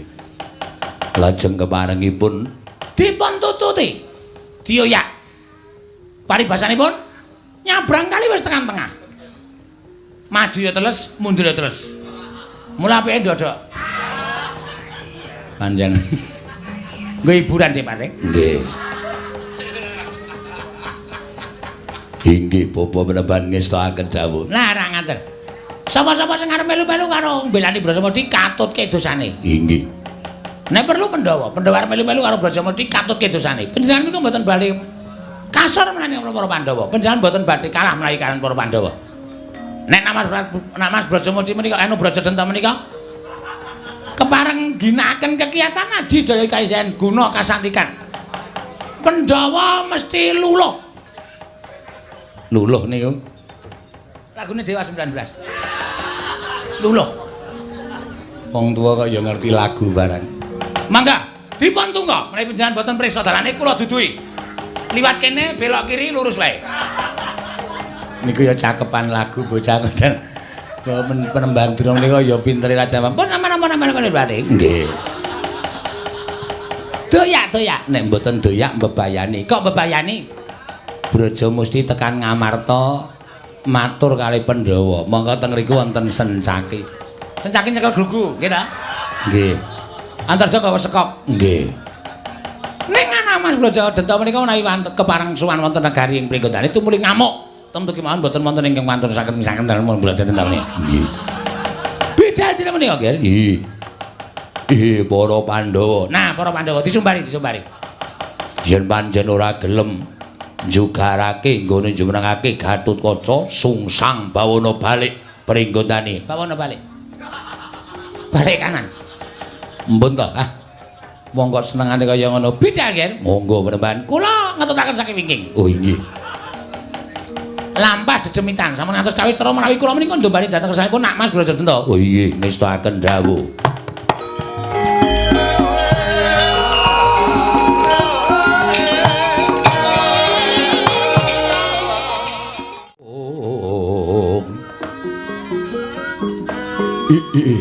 Putuku Arimbi. Wonten paring dawuh Eyang. Werkudara, Matswapati kakekku. Nganti cumengklungen Nggone padha ngrantu marang suwaning si Brajadenta. Nalika semana putuku si Arimbi utusan kelawan kadangi Taruna ya kuwi si Brajamusti supaya sumusul marang si Brajadenta ewadene nganti tekan titi mangsa kala iki lah kok kaya ora nengala tandha-tandha si Brajamusti sowan nglarapake lawan si Brajadenta. Monggo wis akeh para raja nerpati, para nalindra, para satriya Brahmana ingkang padha kepengin nekseni jumenengane putuku si Gatotkaca. Piye, putu? Miturut penemuning putuku ing Jodipati kepiye? Aja takon aku. Iki dudu perkarane Werkudara. Yen perkara Arimbi arep njenengake si Gatotkaca, kuwi perkarane Arimbi.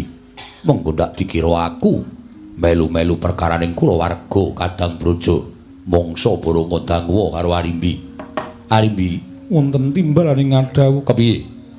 Monggo penemuning putuku si Arimbi kepiye? Inggih. Menawi tetila mekaten Kanjeng Eyang, gandeng sampun kathah para nalindra ingkang sami rawuh. Jernyatanipun wahyaning mangsa kala sampun andhatengi lan titi mangsa sampun nekani. Dinten sakmangke monggo Eyang kula aturi misuda dhateng anak kula pun Pringgondani Gatotkaca. Gusik, yen perkara nggone misuda mengko gampang, nanging yen ta ana muga-muganing kadangmu apa ora jeneng kriwikan dadi grojokan, geguyon dadi tangisan, tegesipun Eyang bakal bubrah kanan Pringgondani. Menawi mangke wonten muga-muganipun kadang kula menika dados tanggal jawabipun Arimbi Kanjeng Eyang. Oh ngono. Inggih Kanjeng Eyang. Yo, yen pancen ngono pun Eyang mung kari manut. Yen to pancen kaya ngono ature putuku si Arimbi, mula dina iki bakal ndak sengkakake ngaluhur. Ya kuwi putuku si Gatotkaca lungguh dampar keprabaning Pringgondani, Arimbi. Miat langeneng kalangguan gelar pandan oncar tinon ler kekonang surem sorot tetan padang kasur lan pacaring purnaming gekono dasari mangsa katiga. Gandhen wahyane wis mangsa kala wis nekani wis entuk pasarujukaning putuku si Arimbi.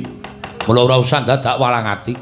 Tumuli Gatotkaca dandan ana busaning eyange ya kinalindring Pringgondani Prabu Trembuku. Nun ngestakaken dawuh paduka Kanjeng Eyang Gatotkaca sawi Kanjeng Ibu. Rekata tyan Gatotkaca tinot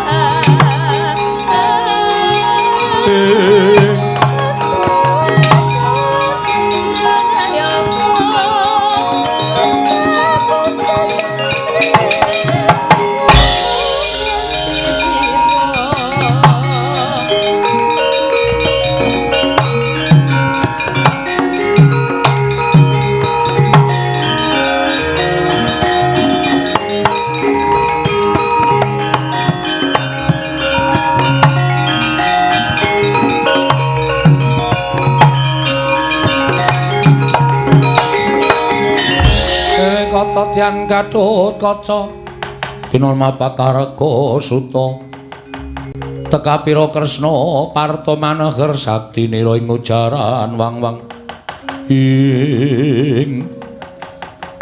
ingkang wayah sampun samapta ing gati sawiging diri Kanjeng Eyang Latar. Lah ora mantra-mantra atmajaning putuku si Werkudara nanging prasasat kaya tumedhak ing Sang Prabu Trembuka ana ing negaring Pringgondani. Ya nggih. Yen to pancen kaya mengkono, Puntadewa wonten timbalane ngadhawuh Kresna. Iya wonten timbalane Yang.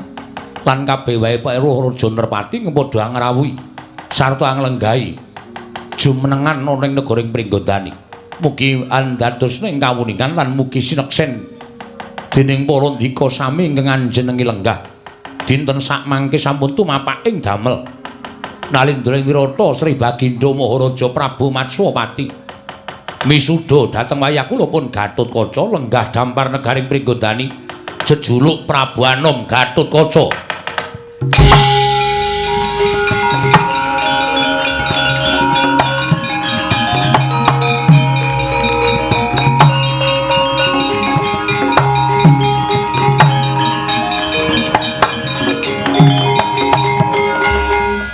Gatotkaca wonten timbalan Kanjeng Eyang kumrusak sak jawining kedaton ing Pringgondani sayekti dududan sinemeni nanging kae swaraning para raja Nerpati padha nekseni marang lenggah ning negaring Pringgondani.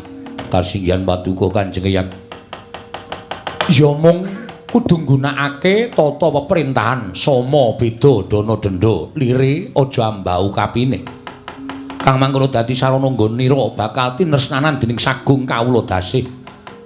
Aja nadyan kuwi kula warga sanak kadang yen duwe kaluputan tumraping negara kudu pinatrapan denda ingkang sakbobot lawan keluputane. Nanging nadyan to kuwi wong liyan kebrayan jalma utawa kawula negara ing Pringgondani yen to labuh tumraping negara paringana ganjaran ingkang sakmurwat jumbuh kelawan lelabetane. Nggih ngestakaken dawuh. Wah, Gatot wonten timbalan Kanjeng Rama. Nadyan kowe wis dadi ratu ana ing negara Pringgondani ngerti kudu eling yen to kowe satriyaning Projeng Amarta. Aja nganti wegah netepi marang darmaning jiwa kasatriyanmu. Nggih, Kanjeng Hyang utawi Kanjeng Rama Kyai. Menapa dados dawuh paduka badhe kula sendikani. Syukur nggirpun ing Amarta nderek mangayu bagya. Muga-muga lestari nggonmu ngasta bawat perintahan Projeng Pringgondani sarta kuat mangku sagung para kawula lan minangka pengayomaning kawula. Kanjeng Wa nyuwun pangestu. Gatotkaca wonten timbalan. Mung sithik ature wakmu ing Ndarawati. Kewareng paduka Kanjeng Prabu. Yen kanugrahan wis nekani aja gila karo pacoban, tegese aja nyirik marang pacoban. Yen kanugrahane wis anyalira marang anakku lanang ing Pringgondani. Mangsa kala ana pacoban kudu mbok rampungi lho, Ger. Niku ngestakaken dawuh. Piyak, piyak, piyak, piyak.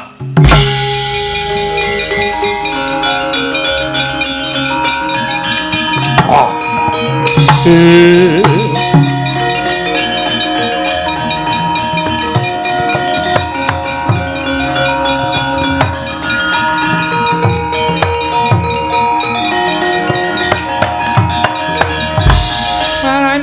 Bang mangaruna katinetraning nganggo rapuh sabdaning kukiloring kanigara sageter kene donganing konglir wuwu sing pini panca ing Paman Brajamusti inggih nggih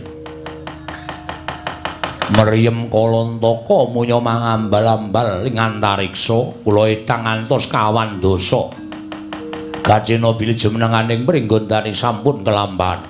Paduka anak Prabu sampun dipun lenggahaken wonten ing dampar kula ingkang paman nderek mangayu bagya nggih. Iya Paman Brajamusti. Nanging apa to sababe sumengko nggonmu sowan ana ing ngarsaning Gatotkaca. Muga ndadosna ing kawuningan kula dipun utus dening ingkang Ibu Kakang Mbok Arimbi supados nglarapaken sowanipun Kakang Brajadenta. Inggih ingkang paman ing glagah tinulung. Namung mugi ndadosna ing kawuningan. Dinten sakmangke ingkang paman merang kampo jingga madeg kraman boten nyarujuki anggen paduka lenggah dampar keprabon ing Pringgondani nggih.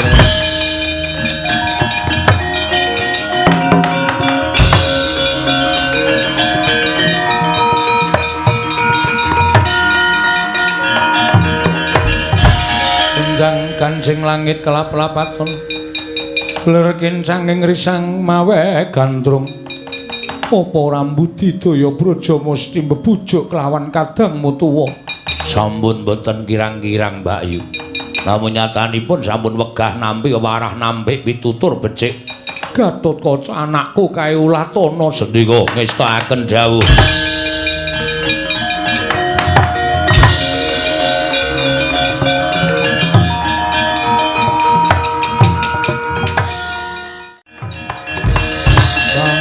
Anggro sesumbar lendo bumi kuncing kumaluduk guntur ketup ing Paman Brajadenta kula ngaturaken bekti kula katur Paman Gatotkaca inggih. Oh latar wis nganggo sandangan cara keprabon cetha yen to kowe wis dijumenengake ratu ana ing negara ing Pringgondani kasinggihan mekaten. Apa rumangsamu ngono wis dijumenengake ratu mau metu dalan sing bener. Sayap dina ibumu ya kuwi Mbak Yuku Dewi Arimbi ngrebut marang panguwasaning Brajadenta. Ngrebut kelawan negaraku, ngrebut kelawan derajat pangkatku. Mula sejatine aku ora nrimakake yen to Kakang Mbok Ayu Arimbi ya ibumu kepengin ngukup kamukten negara ing Pringgondani.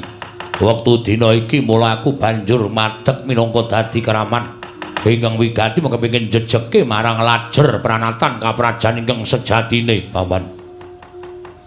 Kula mboten nedya melek dhateng ke Prabu Negaring Pringgondani. Menawi jeneng andika Paman kepareng badhe nyuwun negari saha paduka kepengin dados nalindra wonten negari Pringgondani, kula caosaken tangan kula kekalih. Estu lahir batin kula mboten badhe melek negari Pringgondani, kula caosaken tangan kula kekalih. Namung mugi kepareng wanyiram mawi tirtaning kesabaran sampun damel geger wonten ing negari Pringgondani. Sik. Oh sik. Kowe wis diwisuda. Iye, sampun. Jejermu wis dadi ratu Pringgondani. Pangestrinipun Paman sampun mekaten. Yen ngono gelo atiku. Kenging menapa paduka gelo ing penggalih. Merga aku duwe pengajap kawula Pringgondani kuwi diduwe dadi sarta duwe pengayom ingkang lahir batine sentosa. Ingkang lahir batine pancen sentosa lan iso dadi pengayomaning kawula sak negaring Pringgondani. Nanging jebul bareng aku ketemu karo Ratu Pringgondani sing anyar. Ora mantra-mantra ketemu karo Nalindra, nanging ketemu karo wong wadon pepinjungan. Kowe ringkih lahir batinmu. Kowe ora iso nampa kraman ingkang madheg ya kuwi pamanmu Dewi Brajadanta.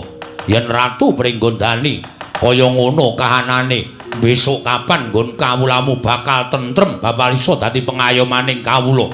Ngadeka jejeg minangka dadi ratu ing Pringgondani Gatotkaca.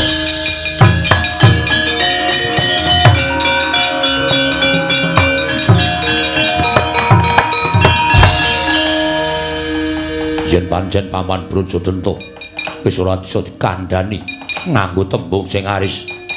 Ayo, niatmu piye, Ratu Pringgondani Prabu Anom Gatotkaca? Saguh nambak laku ning kraman Pringgondani. Ah, bagus le, bagus. Kaya ngono kuwi sing tak karepake. Ayo, sirnakno pamanmu ingkang bakal gawe geger Pringgondani aja mbancinde mbanciladane.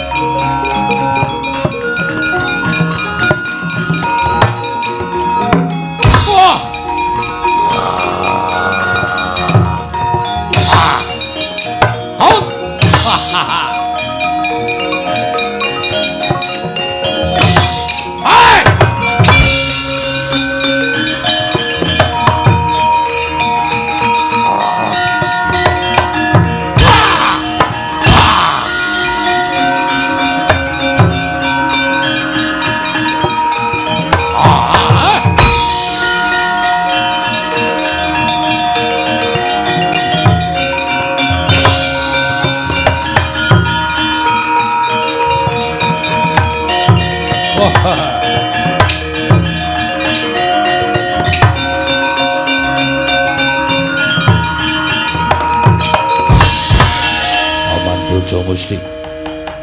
Neng apa? Nuwun pangapunten nggih.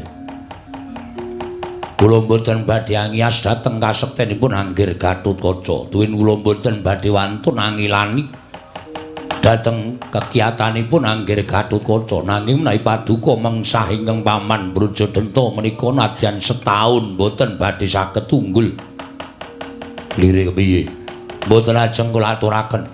Nai menapa kula dipun keparengaken bebantu dhateng jengandika Raden.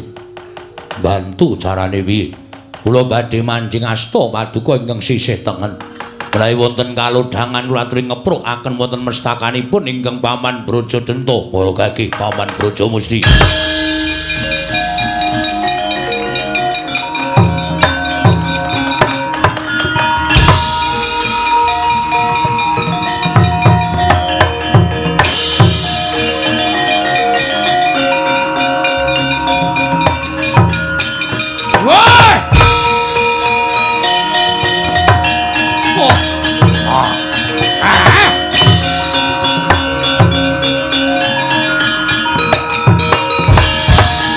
sinandhak mestakane dening Sang Gatotkaca nalika semanten emut pitungkasipun ing Paman Brajamusti sigra wonten kalodhangan asta den keprokaken wonten mestakanipun Sang Brajadenta telas tulising Sang Brajadenta anyarengi sampya kelan Sang Brajamusti. Wah!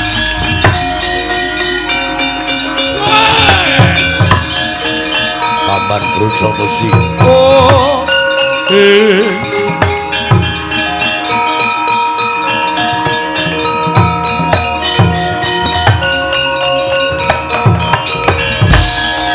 Paman mboten kinten babar pisan bilih Paman Brajamusti ngiklasaken sugengipun kinarya anambak dhateng lampahipun ngraman ingkang kasalira dening Paman Brajadenta. Paman Brajamusti, kula mboten saged mukti ancik-ancik dhateng kunarpanipun pepunden Paman Brajamusti. Oh.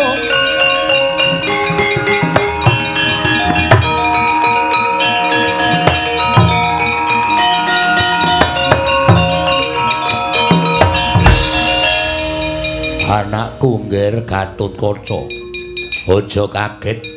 Papan iki wis ditimangsyani mangsa kala aku bali marang turasing Prabu Trembuku. Sejatine aku kuwi kedadian saka Aji Brajadenta lan Brajamusti ingkang kaparingake Prabu Pandhu lawan Prabu Trembuku. Mula wis dadi sumpah yen to baline Brajadenta lan Brajamusti kudu ana ing turasing Prabu Pandhu. Gatotkaca, aja mbok anggep aku kuwi ngraman negara ing Pringgondani. Ora ana ceceking rasaku aku sengit karo kowe lan ora nyarujuki negara Pringgondani mbok lungguhi. Nanging sayekti mung nyoba marang kekuatan lahir batinmu.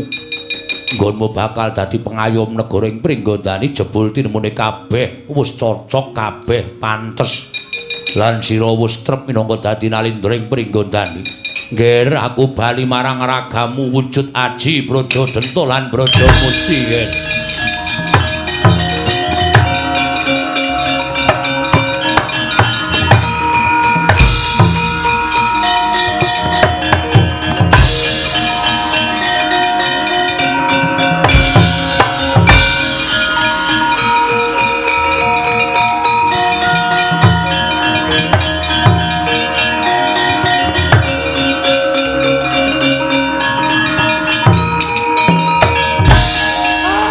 Dara, piye kabarmu? Durna bapakku rene arep apa? Aku mung mlaku-mlaku kok karo Dara. Wah, kundur menyang Sukalima. Oh, ya engko sik kene metu keringete aku tak bali. Bali saiki. Oh, aja ngono Werkudara. Kundur saiki.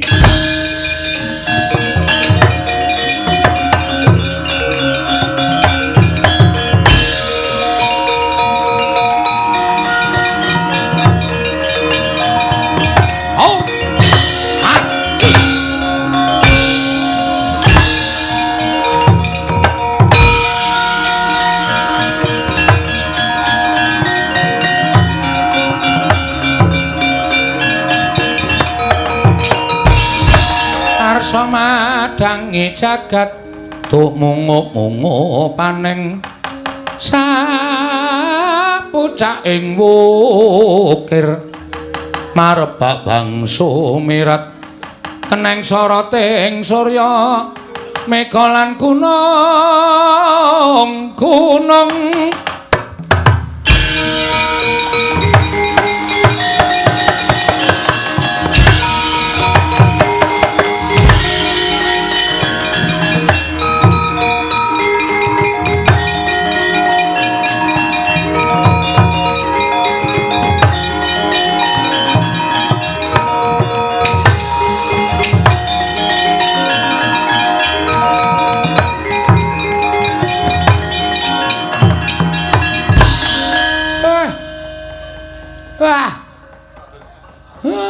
ampun paripurna Ndara. Iya. Monggo. Sami nyegawonaken salira. Opo? Ngasokaken salira. Gandeng sampun paripurna ingkang putra sampun dados nalindra, muga-mugi dados narindra ingkang sae ngamartos dhateng para kawula. Ya Semar. Purnaning gati sura sudira jaing kang rat suh berastra kaping 12 Darmastuti rahayung samya makarya rahayung samya pinanggih. Menawi nepat kula sak kanca nyuwun pangapunten Ndara. Padha-padha Kakang Semar.